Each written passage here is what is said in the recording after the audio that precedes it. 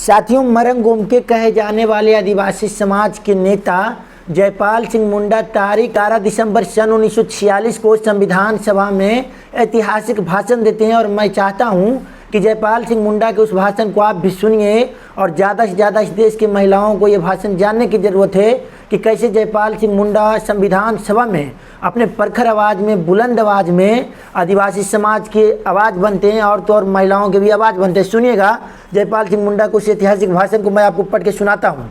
तारीख 11 दिसंबर सन 1946 को कहे गए उनके शब्दों में मैं 3 करोड़ आदिवासियों की ओर से मैं इस संकल्प के समर्थन करता हूं, इस भय से नहीं। भारत की राष्ट्रीय कांग्रेस के एक बड़े नेता ने प्रस्तावित किया है। हम इसको समर्थन इसलिए करते हैं क्योंकि यह देश के हर नागरिक की धड़कन और उनकी भावनाओं की अभिव्यक्ति करता है। इस संकल्प के एक भी शब्द के साथ हमारा कोई झगड़ा नहीं है। एक जंगली और एक आदिवासी होने के नाते संकल्प की जटिलताओं में हमारी कोई विशेष दिलचस्पी नहीं है।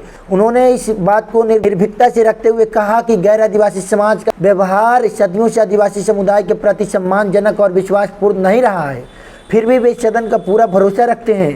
तारीख 19 दिसंबर 1946 को जयपाल सिंह मुंडा बोले, यदि इतिहास मुझे कुछ भी सिखाता है तो मुझे इस प्रस्ताव पर कोई अविश्वास प्रकट करना चाहिए, पर मैं ऐसा नहीं करता। अब हम नवीन पथ पर हैं, अब हमें केवल परस्पर विश्वास करना सीखना है। परंतु संविधान सभा की बहसों से पता चलता है कि विश्वास की बात तो दूर, समूचा सदन आदिवासी समुदाय के साथ वही छल प्रपंच करने में लगा है जो उनकी नस्लीय फितरत थी।